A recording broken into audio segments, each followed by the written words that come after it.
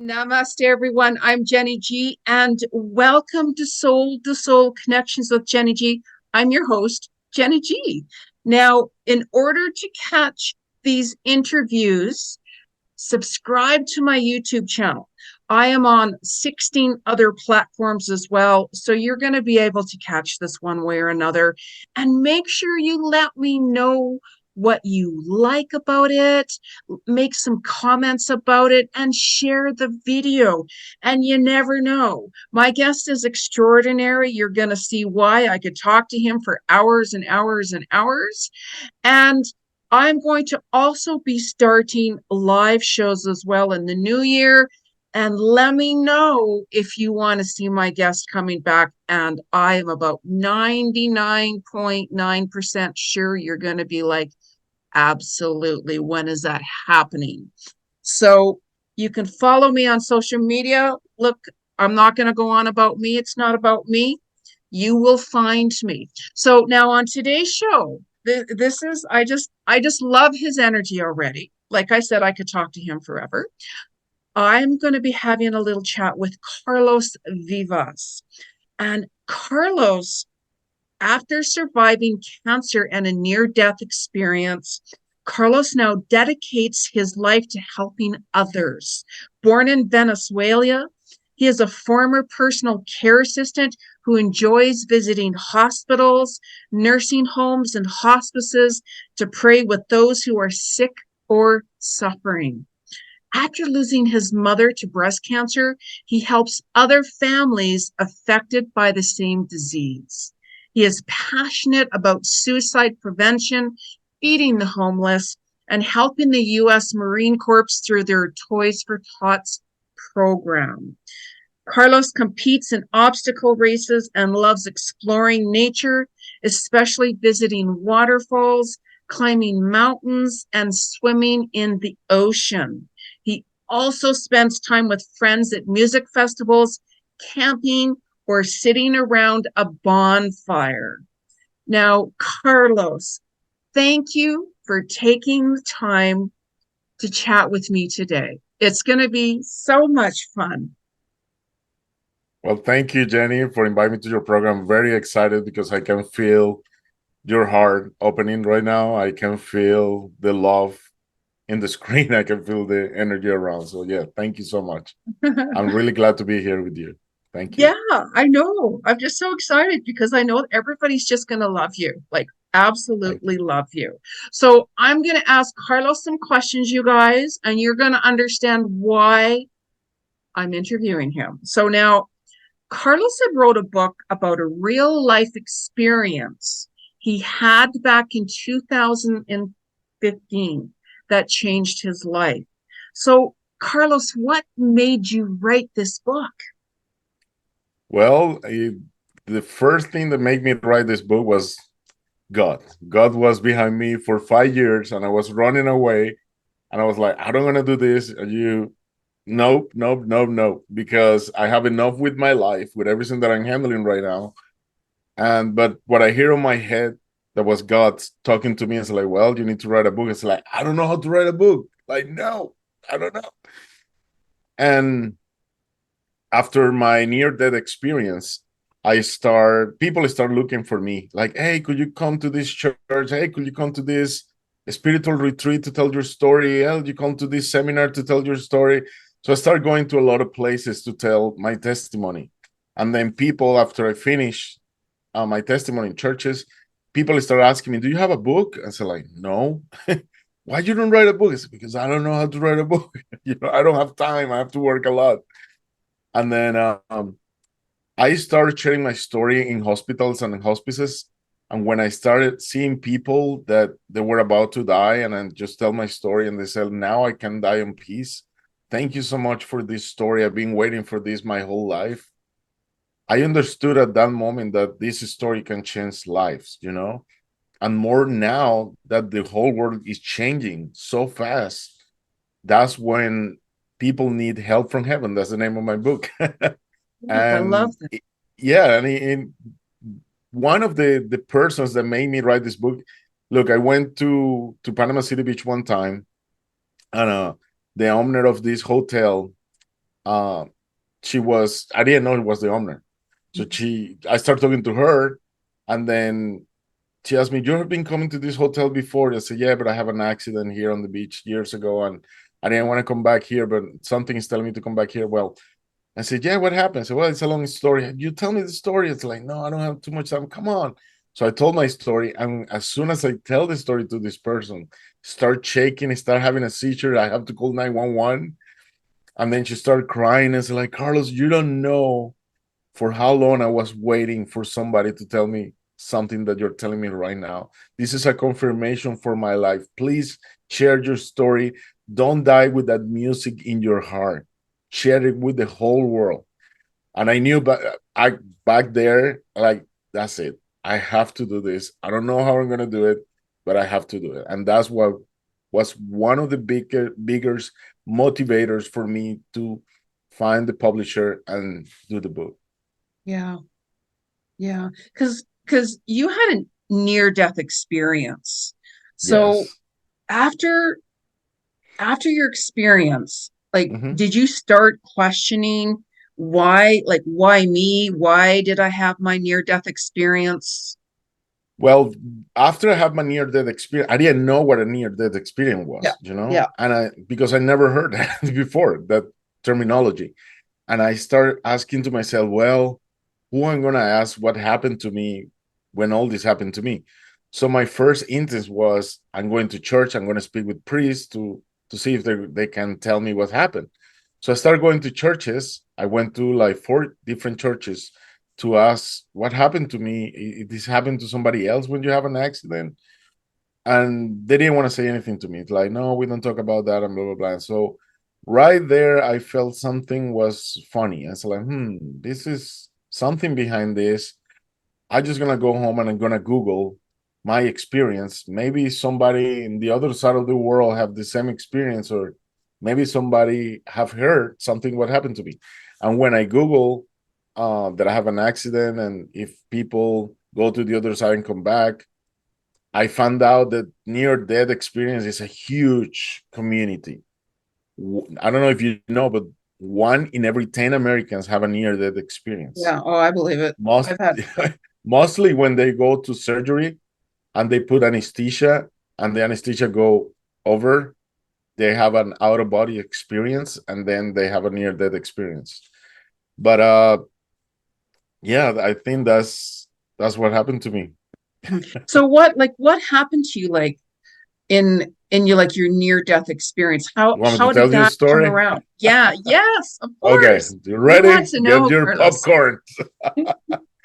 Okay, well, my story started in 2015. 2015, one morning I wake up in my house. I go to the living room. It was a sunny day, beautiful.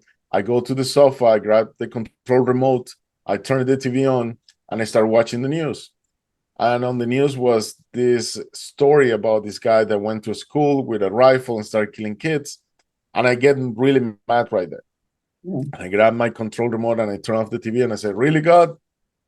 Are you like, why this is happening? Like, you know what? This is it for me.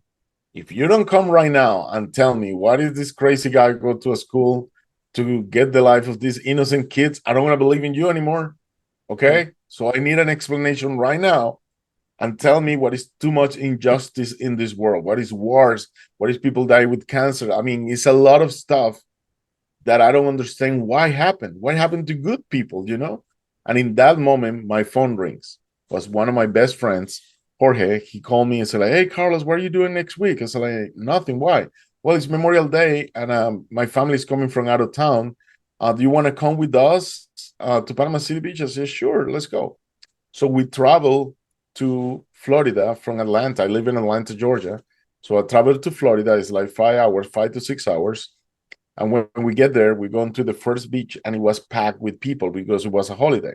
I say, "Okay, let's go to another." So we go to another beach and it was packed too. And I said, "You know what? Let's go to the last one that I know that is big beach." And when we arrived, it was super packed too. And I said, "You know what, guys? I don't know what to tell you. I mean, the parking lots are full." And I said, "What should we do?" I said, "Oh, you know what? There is an island that is in the middle of the ocean and you have to go to a marina, get a boat, and you pay $20, and they take you to this island. It's called Shell Island in Florida. I said, okay, let's go there. I don't think too many people wants to pay $20 for each member of their family, to spend money in that island. So let's go there. So I told him, like, let's go to the marina that I know. So we arrived in the marina that I always go to, the island, and the marina was closed for renovation. I was like, this is weird because it's Memorial Day. But anyways, let's look for another marina. So I went to a second marina, closed. I go to a third marina, closed. And I was like, this is weird. So I said, okay, guys, let me go to my phone and look for another marina. I don't know any other marina. So I said, okay, Google. I grabbed my phone. I said, okay, Google, give me directions for another marina that is not this one. And then Google said, you don't have permission to navigate on internet. And I was like, what? So then I grabbed my other phone. That was my work phone. It was Apple. And I says, okay, Siri, take me to another marina. And Siri said, you don't have permission to navigate on internet. I was like, what? So I show my guys, hey guys, look, these are my two phones, two different carriers, and I don't have, they say the same thing. I don't know what, this phone go crazy. So is any one of you can look on your phone? So one of my friends, oh yeah. There is a party, it's called San Andreas State Park. Let's go there. Okay, so we went to San Andreas State Park. I've never been there. So we pay at the entrance $8. We get in, then we park, then we go to an information office, get the ticket for $20. Then from then we get a shuttle bus that takes us to a marina. Then from the marina, we get the boat and we went to the island. It was a sunny day. It was beautiful. So when we arrived to the island, to the base side of the island, it was packed too with people. And I was like, oh my God, guys, like, I don't know what to tell you now. But then I said, you know what? Let's go to the back side of the island because this bayside is where all the families are with the kids. But if you go to the backside, it's open ocean. I don't think people want to go to the open ocean. So I said, okay, let's go. So we start walking around the island. It's like a circle. And when I'm half of the island, there is a guy that was on the sand playing with his kids. And he tell me, because I was walking first and my friends were behind me. I said, excuse me, sir. Where do you think you're going? And I said, I'm going to the other side. I said, like, why? Don't you see that all the families are here? I said, yeah, I know, sir, but it's packed. You see, we want a little bit more peace. We want to hear the wave, and we enjoy the nature. I said, well, but it's dangerous. Well, you better be careful there, okay? I said, yeah, sir, don't worry. So we completely go around the island, go to the backside, and when we get to the backside, there was nobody there. So I tell my friend, okay, I have a canopy. Let's open this and start our party here. So I open the canopy, and the wind started blowing really hard. And the canopy opened like a parachute. And for 45 minutes, we're fighting with this canopy, trying to put it down. And after, one of my friends said, you know what, Carlos, let's put some rocks in every corner. So it was a pile of rocks on the side where we were. And we grabbed rocks and put it in every corner. And then the canopy was standing still there. And then we said, okay, let's open the chairs, put some music, get some food, some drinks, and have an amazing day. So we have an amazing day from 9 a.m. till 4 p.m. Around 4 p.m., my friend said, okay, Carlos, we want to walk around the island. It's this whole circle.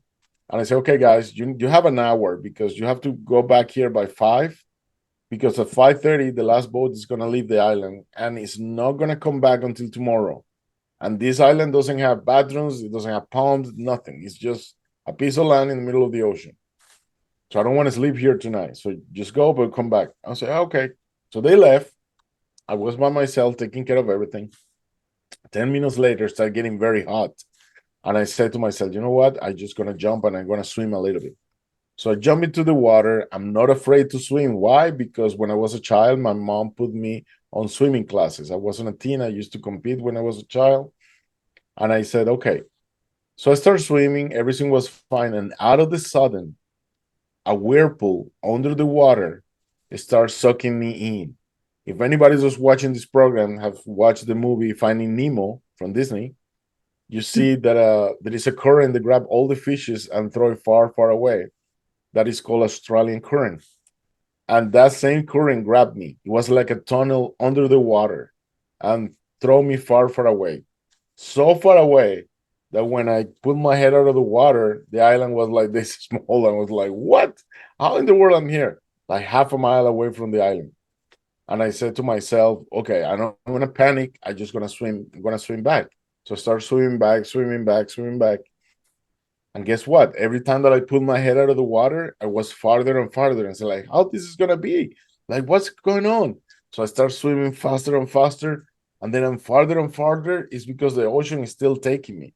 On a riptide, you cannot be in the center. You have to swim one side or the other side, but you cannot be in the center. So the ocean is still sucking me in. So after 20, 30 minutes fighting and fighting and fighting, and you don't supposed to fight with a riptide, but I didn't know. I was just scared. I knew that my time, that was it for me.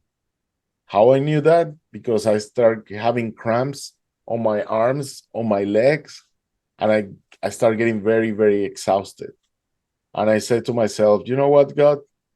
I never thought that today is going to be my last day. You got me. But if you want to take me, I just want to tell you this before you take me back to heaven. I just want to say thank you. Mm. I want to say thank you for my mom, my dad. Thank you for my brothers. Thank you for my sisters. Thank you for all my friends. Thank you for everything you gave me here on earth. And I'm sorry if I did something wrong. And as soon as I said that, behind me in the middle of the ocean, I heard this voice. And this voice said, ask for help. And I look everywhere, it's like, what? And I just hear the water and the wind. I was like, oh, this is my imagination. And then trying to swim again. And then I heard, ask for help. And I was like, are you kidding me? Like, don't you see that I'm drowning? Where are you at? Could you help me, please? Nothing. I heard the wind and the water. And then for the third time, I heard, I told you to ask for help. And I was like, oh my God, don't you see that it's impossible for me to go there? Don't you see how the water is bringing me back? There is no way that I'm going to survive. And the voice, ask for help. I was like, oh my God, okay, okay. So I started waving my hands, help, help, help. And then at the end of the island, one of my friends, Enrique, he came out of the group of friends because he said something is wrong. So he came out of the group and he went back to the tent and he didn't saw me there. He went to the beach. He didn't saw me on the beach. And then he saw a hill. So he went to the top of the hill. And then from the hill, he saw me. He's like, Carlos, Carlos, he's here. It's Enrique. Hey, I'm going to call 911. Hold on, hold on. Wait right there. I'll be back.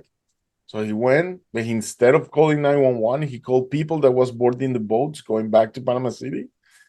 And then a lot of people came, and from the top of the hill was a lot of rocks. 6 guys jumped from the rocks, and everybody was swimming my way.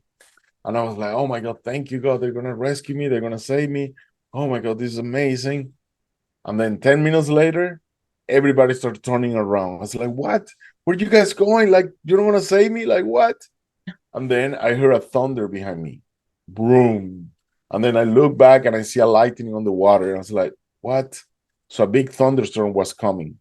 And that's what everybody was turning around. It's like nobody wants to die there, you know? And in that moment, I said, you know what, God? I don't want to fight anymore.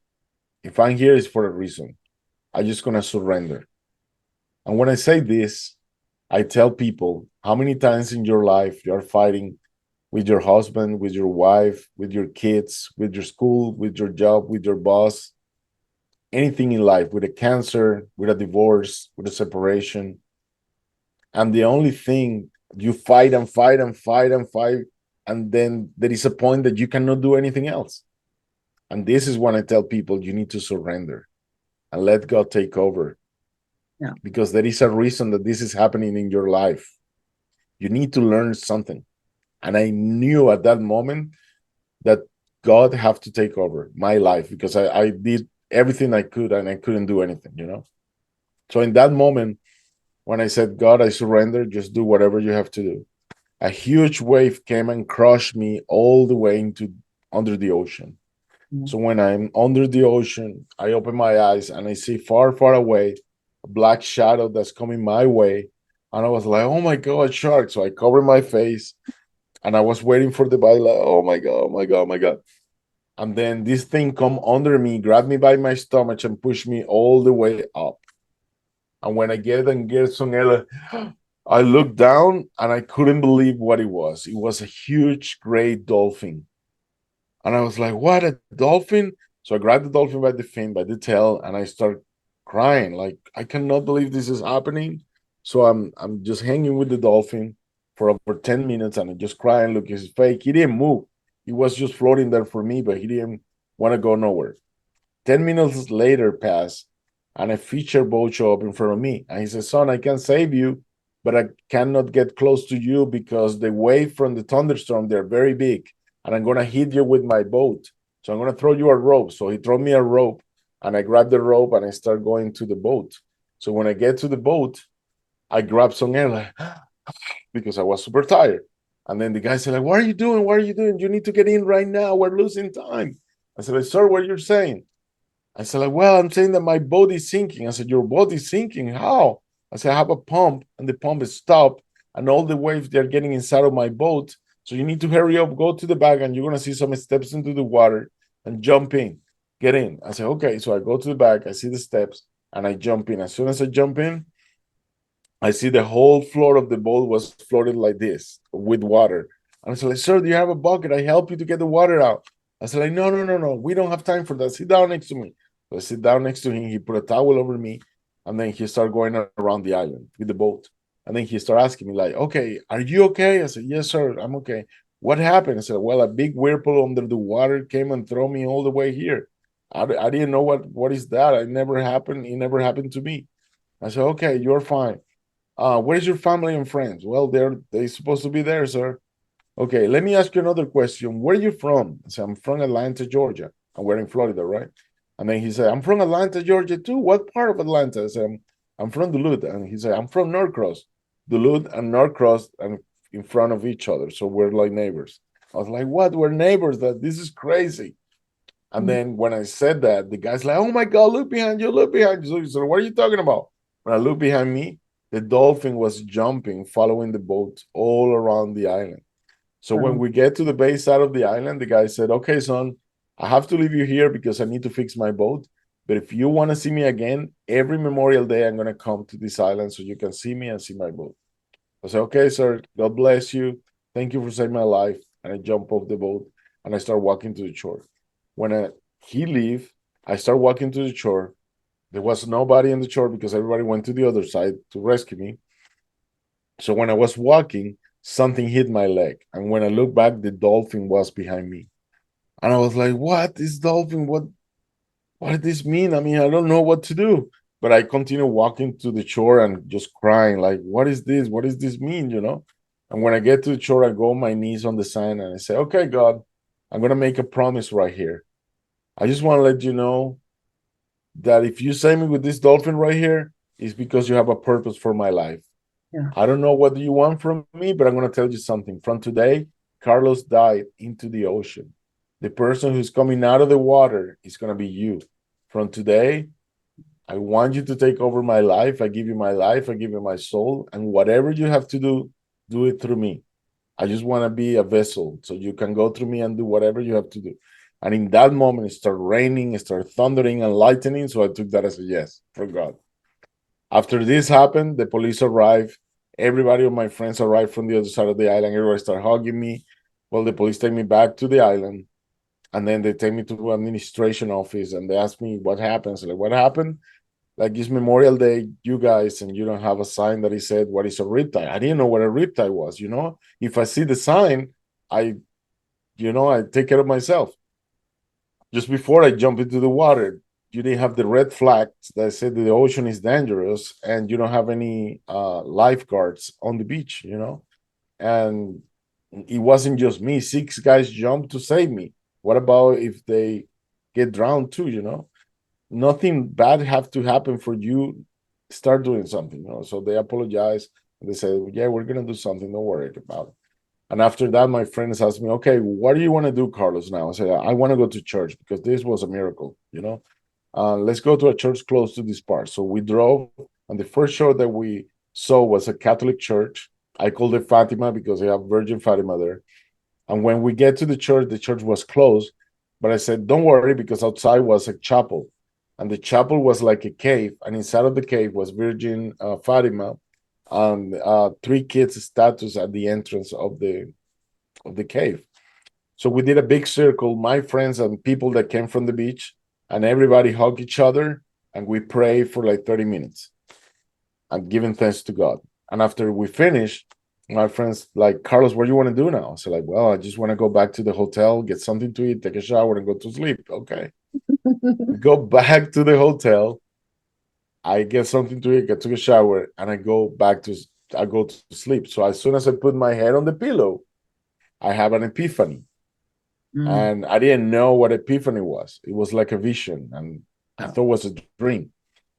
So what happened here was I opened my eyes, and I was on the third floor of a cruise in the middle of the ocean, and a Caribbean cruise. So I'm grabbing the handrails, wooden handrails, and I look in front of me. It's blue skies, no clouds, blue ocean. It was beautiful and peaceful and very sunny day. But then out of the sudden, at the end of the ocean, a tsunami started rising my way. I was like, oh my God, tsunami.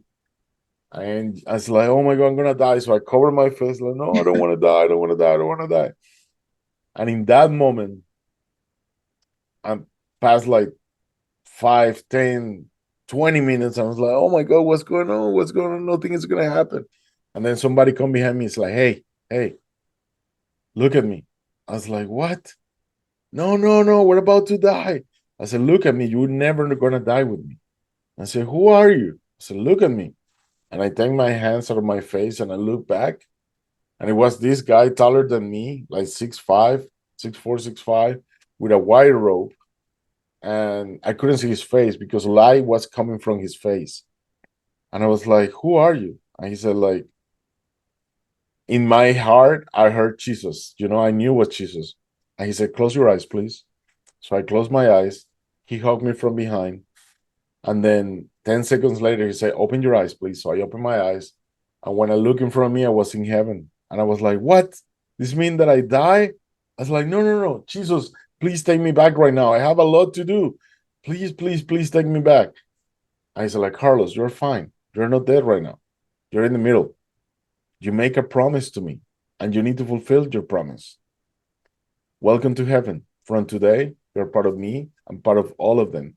And when he said all of them, millions of people show up in front of me. And everybody was using like white ropes, and they were glowing. I said, well, from today, you start walking with me and walking with all of them. I said, like, wow. I was like, he said, do you have any questions? I said, yes, I have a question. What is it? I said, like, well, where all these people come from? I said, they're coming from all over the world, Carlos. Okay, do you have another question? I said, yes. What is the true religion? I've been looking for my whole life. What is the real religion? You know, there's so many religions, hundreds of religions that I don't know what is the true religion. And he said, well, let me tell you, when you come to heaven, you're not going to find religions in heaven. When you come to heaven, the only thing that you're going to find here is the love of God. The love of God is the only powerful force that moves the universe. Love is the most powerful force of the universe, and love will put back humanity in one again. And I was like, whoa, okay. So then after this, he said, okay, he put his arms over me and said, like, let's walk in heaven and let me give you a life review. So when he said a live review, I didn't know what he was talking about. So he grabbed his hands and he do like this, and like a Macintosh computer, a lot of images, like screens, start floating in front of me, and I start passing my whole life since I was a baby until right now. And what I was seeing here, it was every decision that I took that affect another people, another persons. Like every act that I did that it wasn't good, it was wrong. I was putting on the soul of this person, and I was looking from the perspective of the other person to feel the pain of my actions, what I caused to other people. So in that matter, I knew that every decision that I took, how I affect another people. So Jesus wasn't judging me. I was Mm. judging myself for what was happening in that moment. So after I saw that, I was like, oh my God, I cannot believe I did all that, you know? And then Jesus said, okay, Carlos, it's time for you to go back. And I want you to go and tell everybody what I'm gonna tell you. So he told me some stuff and said, okay, go back and tell them. So next morning I wake up and it's like, wow, this was whoa crazy. So I tell my friend I have a dream. I don't know what it was, and it was with Jesus. And I'm like, oh, you really, Carlos? I said, yeah. So we go back to Atlanta on Monday. I go back to my office, and I've been working in my office for 20 years. And I work with three managers. I said, guys, guess what happened this weekend? I went to the beach, and I was drowning in the middle of the ocean because a riptide grabbed me. And then this dolphin came and saved me. And they were like, you're right. I said, you guys don't believe me. It's okay. And then behind me, I heard somebody say, I believe you. And I look back and like, who? It was my boss. I said, I believe you. I said, like, why you believe me? And they don't believe me. And my boss said, because I'm a Christian. They're atheists. Mhm. And I want you to go on your computer and see it by yourself.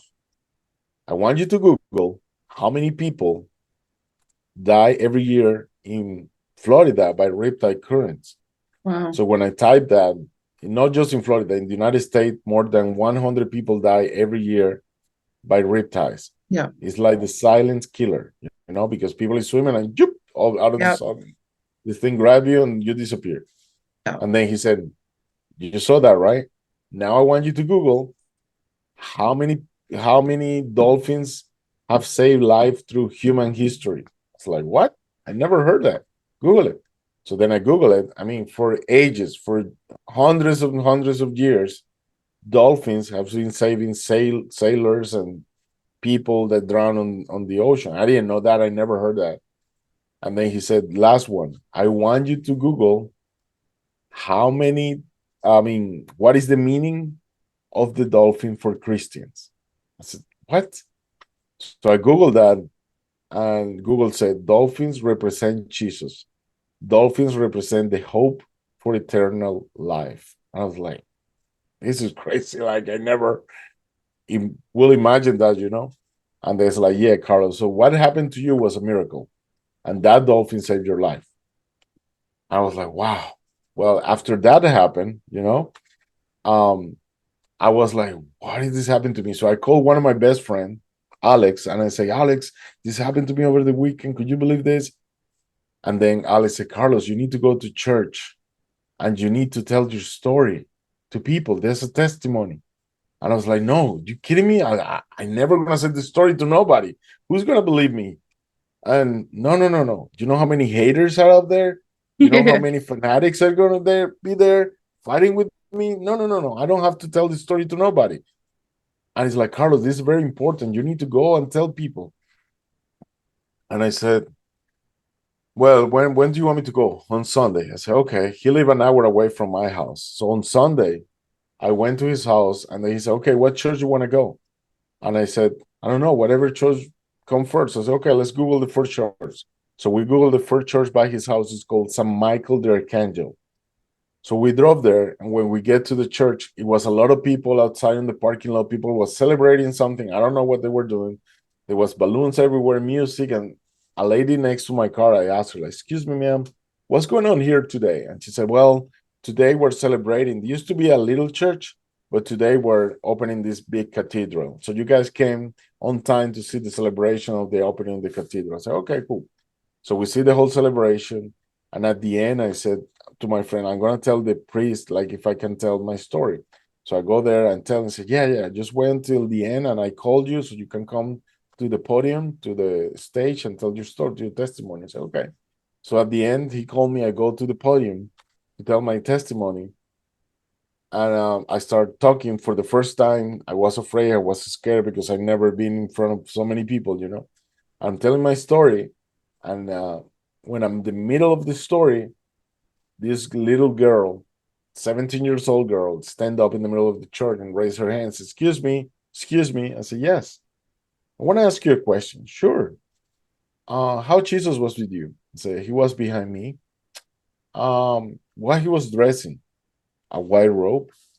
What he was doing? I said, he was hugging me from behind. Why? And she said, this is a coincidence, but watch what I have on me today. I said, what are you talking about? So she had black long hair. So she grabbed the hair, put it in front of her, and she turned around. When she turned around, in the back of the church, she had an image of Jesus hugging a guy. Wow. Yeah, it's a picture. It's a picture done by a famous painter here in the United States. His name is Thomas Blackshear. I don't know if you can see it because I have a screensaver here. That is, let me see. Uh, could you see a little bit? Okay. Yeah. Yeah. That's Yeah. Yeah. Jesus Yeah. grabbing the guy. Yeah. Yeah. Okay. So yeah. So I see that, and everybody just, oh my God, you guys planned this. And so like, no, this is the first time that I come to this shore. I don't know this girl. I never see that picture. So no. So I finished my testimony. Thank you, everybody. And from there, I go home. So when I get home and I Google Jesus hugging a guy to see where does this painting come from. And it come from Thomas Blackshear. And guess what? It come with the story. In the year 1992, when Thomas did this painting, he said that he was fasting. You know what is fasting? Not eating and just drinking water and praying. And he started praying to God and asking, God, I want to make the image of Jesus, but I want to be a clear channel to do my best. I'm going to fast for weeks until this painting comes. So after 2 weeks, he started doing the painting. When he was half of the way of the painting, he said the Holy Spirit showed up and said, Thomas, it's a beautiful painting, but now you need to write a book and tell people what is the meaning of this painting. So I said, like, what do you mean? Everything that you're painting, people need to know what it is. What is the meaning? So he wrote a book, and the name of his book is called Forgiveness. Mm. And that's how my story get to the end there. Wow. So when I was in heaven, and Jesus said, Carlos, it's time for you to go back. But before you go back, you need to give this message to humanity because they're going to need this. I said, what are you talking about? I said, well, more than 98% of people all over the world have childhood trauma and they need to forgive. I said, forgive who? I said, they need to forgive 3 people. Number one, they need to forgive their parents. Why? It doesn't matter if they abandoned you, if they abused you, if they didn't like you, they hit you. Whatever they did to you, they did their best to give you the best you have today. They didn't have a manual to raise you. Okay? Maybe they didn't have money and they didn't have anything they need to raise a child. And they were scared too. Number two, you need to forgive your inner child because whatever happened to you in your childhood is not your fault. You was afraid, you was scared, you was afraid that nobody's believe what happened to you. So it's time for you to grab that child that is still alive inside of you, and you've been buried that child because you don't want to remember those moments in your childhood and say, you know what? You come with me, you're safe from this moment, everything's going to be fine. Yeah. And number three, you need to forgive all the people that came to your life to harm you. Why? When you forgive your parents, your inner child, and the people that came to your life to harm you, you're not forgiving them, you're forgiving yourself. In this moment, you open your heart and Yeah. you throw away all the hate, all the resentment, and all the poisons that have been eating you for years. And if you don't release that, guess what? It's going to become cancer. Resentment, for me, I think is cancer because I've seen so many people that they don't release that. So it's not just cancer, it's more sicknesses. So when you release that, you're free. It's like you have a balloon with a string and you cut the string and let the balloon go. You're free. Yeah. And from that moment is when Jesus told me, from that moment is when you start living your purpose. And what's your purpose? Very easy. Your purpose is the only thing that you do better than anybody else. And That's you right. love and enjoy to do. That's That's, your purpose. that's And guess right. what? That's right? And then if you don't want that, the second and most important purpose for humanity is called service. Why service? Because when you die, you don't want to take your house, you don't want to get your titles, you don't want to get your car, your Bitcoin, your money, nothing. The only thing that you're going to take with you, guess what? It's going to be how many people you love, how many people you give shelter, how many people you give food, how many life you change on this life. What was the blueprint that you left on this earth for others to follow? Look, Mother Teresa of Calcutta, Mahatma Gandhi, Nelson Mandela, Martin Luther King, Princess Diana, what they did was service, and their service continued until today. Now, my final question for you is, all the people that is listening to this interview right now, what are you doing today to leave a blueprint and a legacy of love on this world?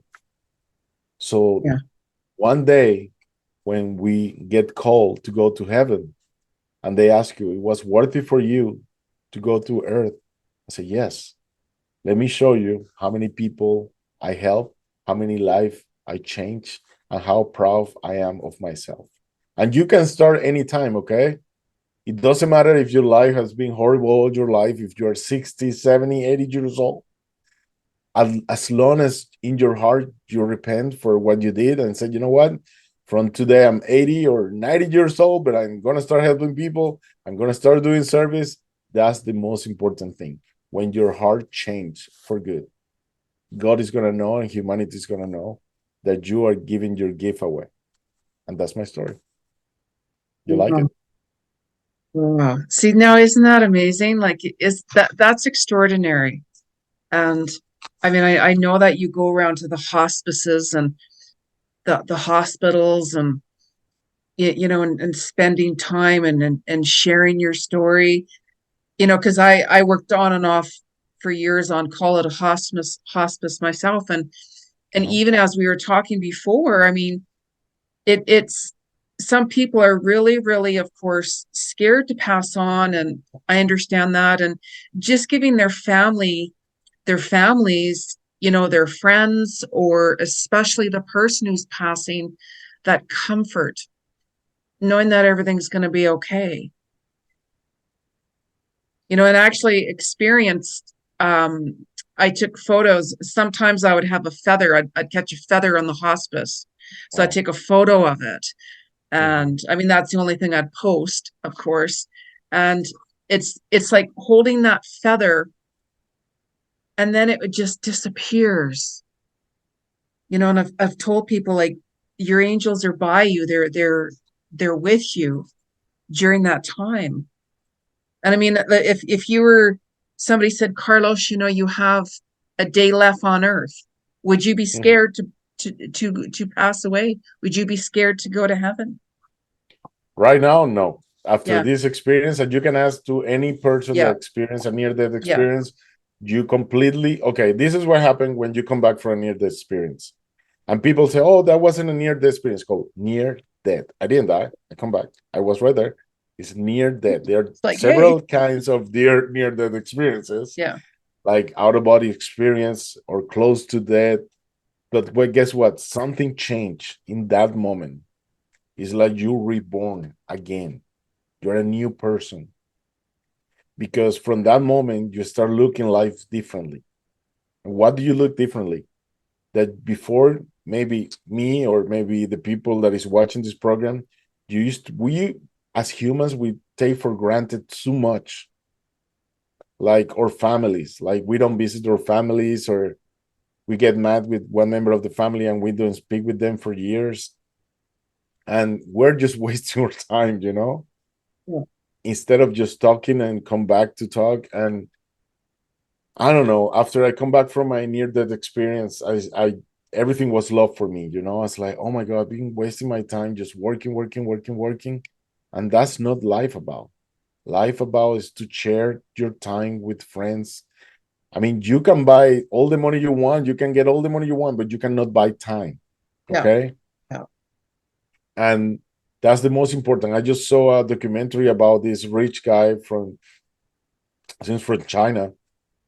I don't know if Alibaba, I don't know what's the company that he had, and he said the only thing that he regret is that all his life he was making his fortune, and right now he's very old and he didn't enjoy his family the way that he's supposed to enjoy his family.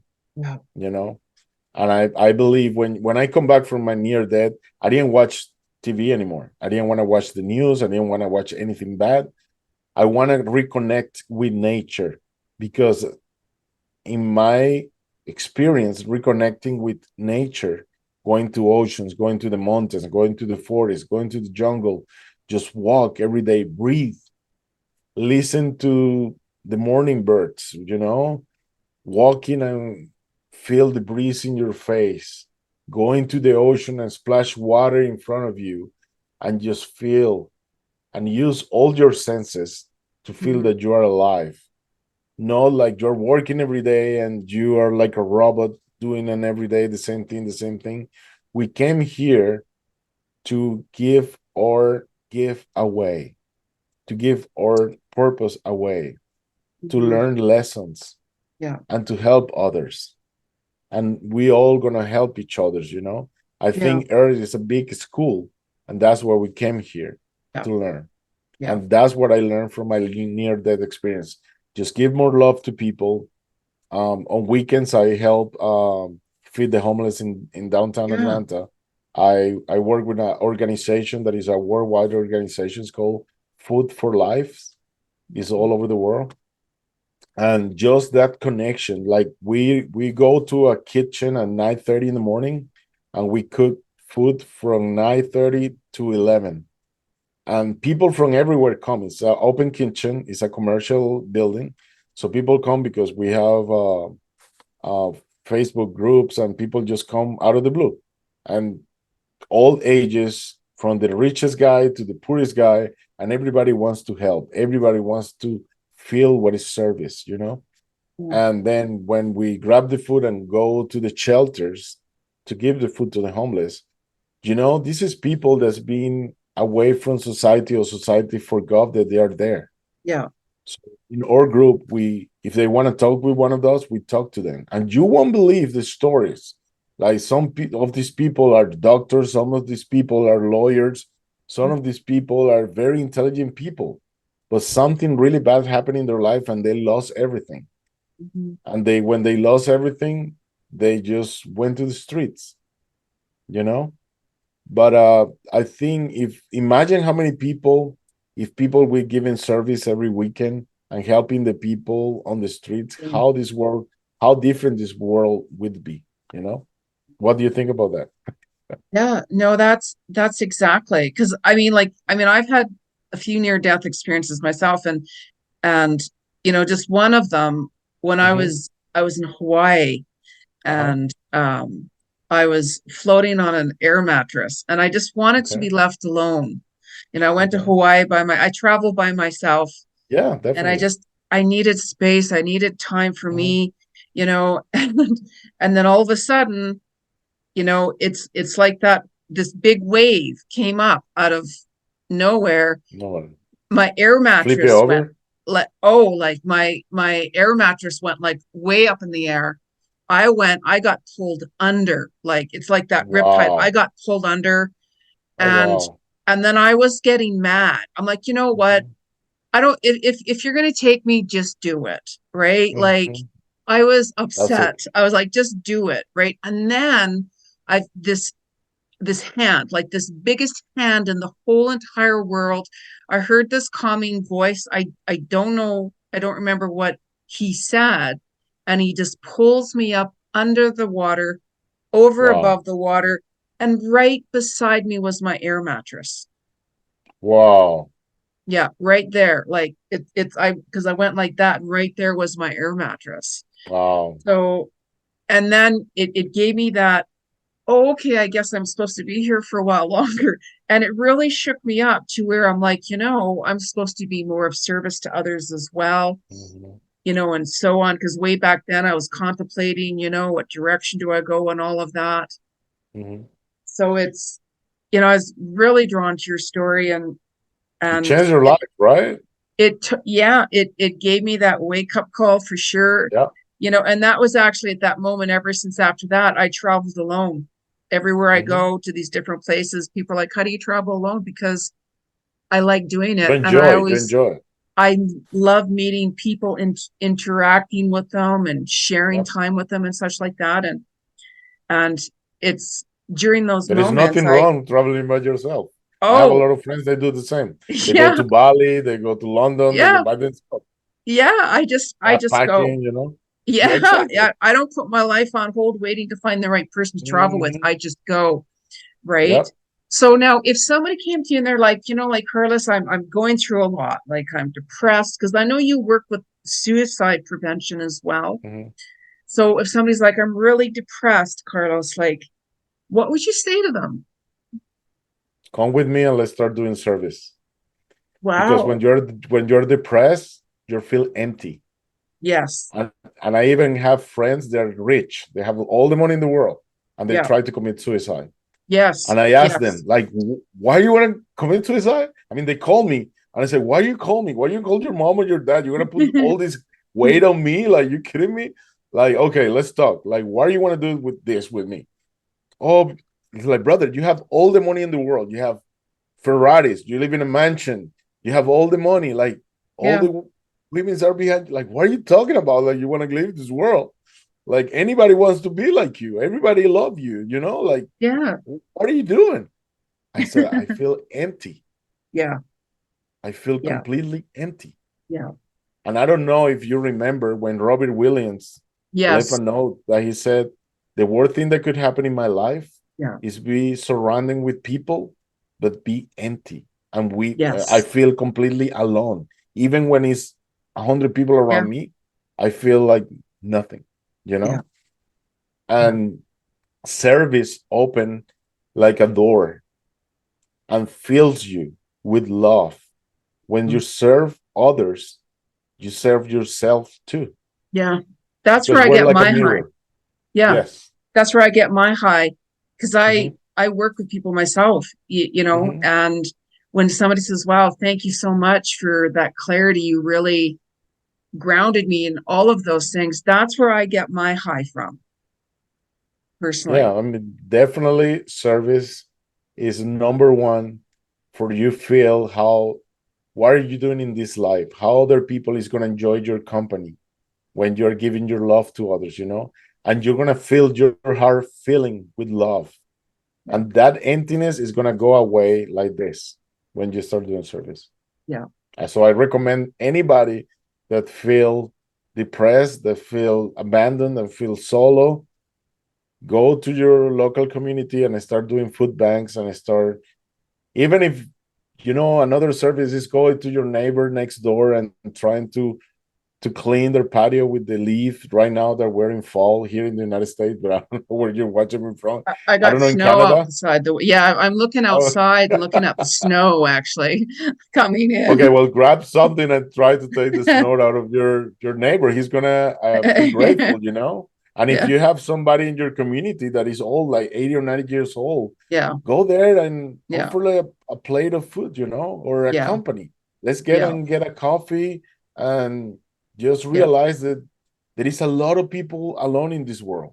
Yeah, there really is. There Yeah. really is. I talk to people and they're like, because I work with suicides myself as well, Okay. and that people are like, I'm just so alone and lonely, nobody understands Mm-hmm. me, Mm-hmm. and that's one of the reasons why I do the work I do, because Mm-hmm. I've been there myself. I know Yeah. exactly what that's like, Mm-hmm. and it's like when you've been through, hardships and all of those, how to work with people and how to truly connect with that person, Yeah. because the more people, like for me anyways, the more people I help, the more peace on earth comes. It's like that Yes. world service. Yes. Yeah, that's That's so the best important. recipe. The best recipe you can give to somebody that Yeah. feel alone, that feel depressed, that want to commit suicide. Yeah. You're here for a reason.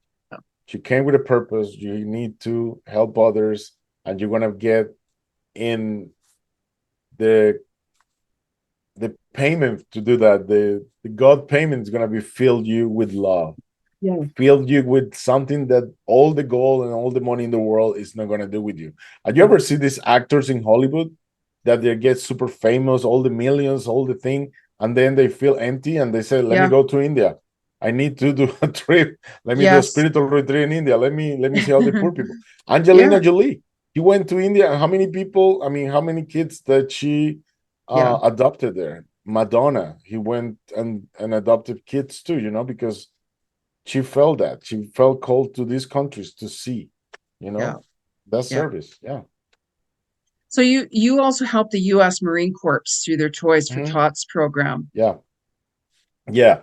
A friend of mine brought me there the first time, and it was amazing. When I get to the warehouse, it was huge. It was a huge warehouse, and the toys were mountains of toys. And what they do is, it's like headquarters for Santa Claus. That's what it looks like. And they give us like a shopping cart, like big, huge shopping carts, and the shopping cart said the age of the kids that you need to fill it up with toys. And every mountains that you see, you have these mountains is for kids, boys between 0 to 3 years old. Then the next mountain is all these toys are from 2 to 3. So whatever your car said that you need to fill it up, you start filling up this car. You have a list, and then I mean it's amazing, and you feel the love yourself. You know, it's like you're working for Santa Claus. Yeah, I once upon a time years ago, I had a friend that she had 6 kids, Uh-huh. and she was going through a hard time. And way back then, actually, I was doing really well. And she was Okay. worried about, like, it was Christmas time and she didn't have Mm-hmm. enough money. So, Mm-hmm. anyways, I went out and I bought a Christmas tree. I bought all of her kids gifts and presents, wrapped them up. And I got up extra early one morning for work and I brought it over because I lived right next door to them. All of a sudden, the place next door to her was for rent. Coincidence? I think not. So I dropped it off at her doorstep and I banged, banged, bang on the door and I took off. I just took off, and she calls me later. She goes, Jenny, you, and I'm like, what are you talking about? What are you talking about? What are you talking about? Wow. I'll Yeah, do the same. I love yeah, to go to people's that they don't have enough resources, yes, and bring a Christmas tree and bring yeah, some gift and make some hot yes, chocolate, and make them feel their soul come back yeah, into their life. yeah, And Christmas is just a date on the calendar, but it's like a call for yeah, you to go back to your family, to your neighbors, to your friends. It's an yeah. excuse for you go there and give the love that people need right now. Do you still feel that dolphin around you?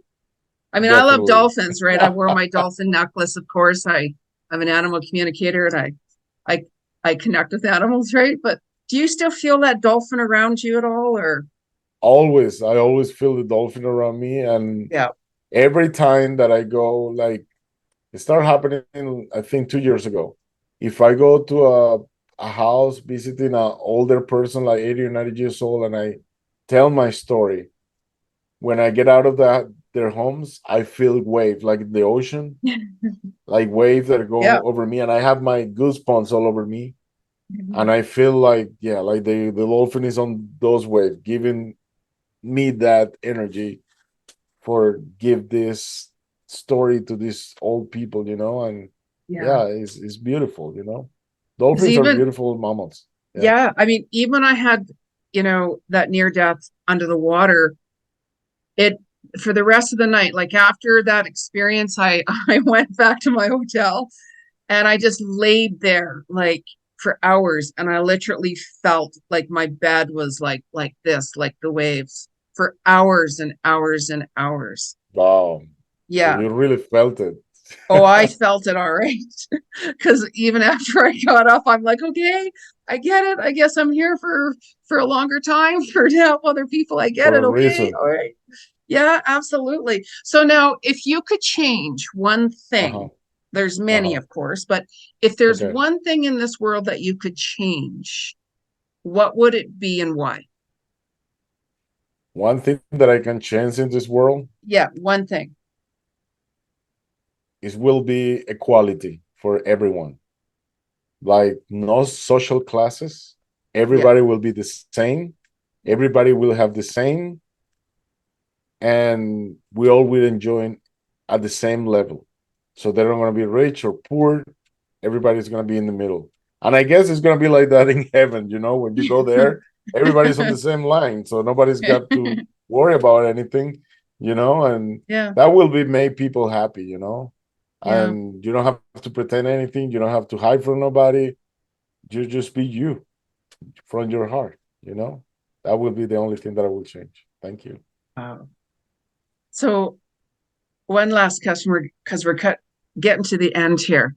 And of Okay, course, I'm going to be talking to you again, anyways. sure. We already know that. Yes. So like, do you have a mentor, like who's somebody who inspires you? And they could be like passed on, or they could be somebody that is like your dolphin, or they could be like, you know, Well, alive. my mentors since I was a child, I studied in Catholic school. And when I was a kid, I had a lot of bullying. People was bullying me when I was a kid because I was very skinny.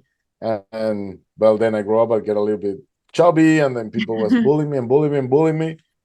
And I remember when I was a kid, I used to have a stamp of Jesus. So I used to have it in my back pocket, and I used to go outside of the school, and I used to speak with the stand of Jesus. Like, Jesus, why are these people treating me like this? I'm just a cool kid that just wanna help everybody, and I want to be cool with everybody. I don't understand what is so much darkness in people. I didn't understand. If you want to be good, what people came to your life to harm you. If you don't do anything, why? So that was my first one. After that, well, the image of my dad is like Mother Teresa of Calcutta male version. And other people that I've been following, like, look, years ago, it was June 29th, 2015. A friend invited me to see um, a, a spiritual leader from India. Her name is Amma. Oh I yes, I didn't know, know who Emma. I didn't know who she was, right? But she was coming on my birthday. And my friend, come on, Carlos, Amma is coming on your birthday. So like, okay, I don't know who's her, but yeah, okay, let's go and see her. So when I go here in Atlanta, it was in the convention center in front of the airport. So we go, and when we get there, there's 10,000 people in this convention center, and then they give you a ticket so you can be with her, and she give you a hug. It's called Ama the Hugger. So she go all over the world hugging people. She's like the new Mother Teresa, and she help organizations all over the world, and in earthquakes, tsunamis. She donate money because people send money to her, and she help a lot of people. So my friend said, okay, Carlos, what time your ticket said that you're gonna see her? So like 1:30 a.m. in the morning. Between 1:30 and 2 a.m. in the morning. It's like, oh my God, we have to be all day here to see her. So okay. So we stayed there all day. They have music, they have meditation. It was beautiful. So around 1:30 a.m. in the morning, it's my turn. They call my name. I go onto a stage. They have huge screens projecting her. Everybody's watching you. So I go to the stage, and then they call me, hey Carlos, you're gonna in front of her. And then her assistant, hey, do you have any special to tell her? I said, well, it's my birthday. I said, okay, we tell her that. Do you want to speak in any language? She speak like 3 or 5 languages. Like, no, English is fine. And then I go to her, and she hugged me, and she said, God is loving you. And then she put some oil right here. She gave me a chocolate. She gave me a apple. And then she said, because it's your birthday, I'm going to give you this bunch of flowers. It was like orange roses. Beautiful. So and everybody was looking like, what does this guy get that? But nobody knew it was my birthday. So everybody was watching through the screen that she gave me all these flowers. Then I come down the stage, and my friends, but do you feel something like people pass out in front of her? And I'm like, no, it was a nice lady. She smelled like roses. I get to use a perfume of roses or something. And then, really? So yeah, it was nice. So we're walking out of the convention center. And guess what? As soon as the glass door opens of the convention center, the whole parking lot and the floor turns yellow. Okay. And my friends look at each other like, what's going on? I was like, I don't know. Then we look up, and we see from the sky fire, a lot of fire coming down. Wow. Well, I didn't know what to think. And I look in front of me, and I see the airport. So 2 and 2 is 4. It's like 2 + 2 is 4. I said, okay, airport, airplanes, fire, our airplane explode, and all the fire is coming down. So it's like, okay, let's run to my car. Let's run to my car. So we run to the car, and everybody in this parking lot is running like chickens because all the fire that's coming from the skies. And then the fire and disappears. It's like, what was that? I don't know. Well, we get in my car, and like I say, it was almost 2 a.m. in the morning. And you can Google it because it was all over the news next day. And I go in my car, turn off the air conditioner because it was hot outside, and I start driving. And I have a friend from Poland next to me, an American guy behind me.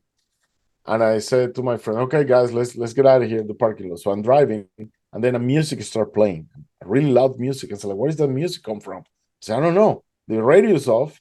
I said, "Maybe your phone, guys. Come on, check your phone." So the girl next to me, she's like, "No, it's not my phone." And then the guy behind me, "No, it's not my phone." I said, "Okay, let me pull over. Let me grab my phone." So when I pull over and grab my phone, I used to have an iPhone, and I have like the codes to unlock the screen. But behind the code was a message.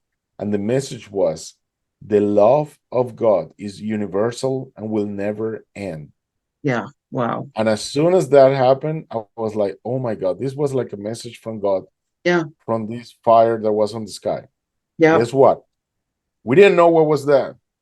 Next morning, all over the news, like fire came from the sky. It was meteors. 9 bolts of fire came through the sky, and it went over South Carolina, North Carolina, Alabama, and Georgia. And people from everywhere saw it. You can Google it. What happened in Atlanta, Georgia on June 29, 2015 at 1:30 or 2 a.m. in the morning. And you will see NASA released like it was a space junk Yeah. that entered in the atmosphere. But this ball of fire was crossing with colors behind, like rainbow colors in the back. But what I'm saying is like that happened exactly when we were getting out. And then I go to my car and I received that message, you know? And I was like, wow, that's special. That's a message. That's how God grabbed our attention then to give this beautiful message that He's everywhere and His love will never end. So if somebody wanted to contact you, Sure. what's the best way? I mean, we're going to put the links under anyways for everybody. But Okay, if what you want to is, contact me, yes. yeah. I have a web page. It's called Okay. www.helpfromheaven.org. www.helpfromheaven.org. Or you can follow me on Instagram is Carlos Vivas, my name, or Help from Heaven 1 on Instagram. Or you can go to I have two groups on Facebook. I have one is called Beyond Near Death Experiences. I think they have 26,000 people right now, and I have the other is called Dolphins. Hmm. But yeah, you can find me there on my webpage, you know, Wow. and you can watch my interviews on YouTube. Just type my name, Carlos Vivas NDE, and all my interviews they're gonna be there. That's awesome. That's awesome. Well, I want to thank you for coming on. You know, Well, I was thank you really, to you. oh, I was really, really looking forward to chatting with you. And I have like a ton more questions to ask you as well. So I'm sure we're going to be doing another interview and we very well could be going live Yeah, and I'm open interact. to get more questions, you know, because I need to tell people it wasn't Yeah. easy for me to open up and tell this Yeah. story. I mean, Yeah. for 5 years, I Yeah. run, I hide, I cry, and I say to God, I'm gonna do this. But it was impossible. It was impossible. He was following me everywhere, and the way that he manifests was with miracles. So I started Yeah. having miracles everywhere, and I started getting overwhelmed. I was like, nobody's gonna believe this. Like, how in the world you want me to do this? Like, I don't want to go through this, you know. And after 5 years of miracles and miracles and miracles, I said, okay, I'll do it. You know, it's okay. And now I'm writing two more books. One is called Divine Miracles. So I Mhm. can tell what happened to me through those 5 years. And the other book is something an experience that I have in Vegas. It's called, and it's real story. I found Jesus in Vegas. And it's real. Oh, I'm in Vegas. interesting. Oh, well, we'll have to do another one on that. Definitely, Yeah. Oh, definitely. you will, it will blow your mind. But Yes, yeah, totally, I don't know if I totally. found him or he found me. Yes, But yeah, I I talked know. to him in Vegas. Yes, Big absolutely. city. Yeah. That's so cool. That's so cool. All Yeah. right. Well, thank you again, Carlos. I will be in touch with you shortly, very Okay. shortly. And I want to thank everyone for watching another episode of Soul to Soul Connections with Jeni G. Make sure you subscribe to my channel in order to get new content and videos. And you can catch me on a lot of other different platforms. I'm not going to go on about them, as I said. you'd like to book a reading with me, soulworkwithjeni.com. You can find me on social media. And again, thank you, Carlos. I really appreciate your time today.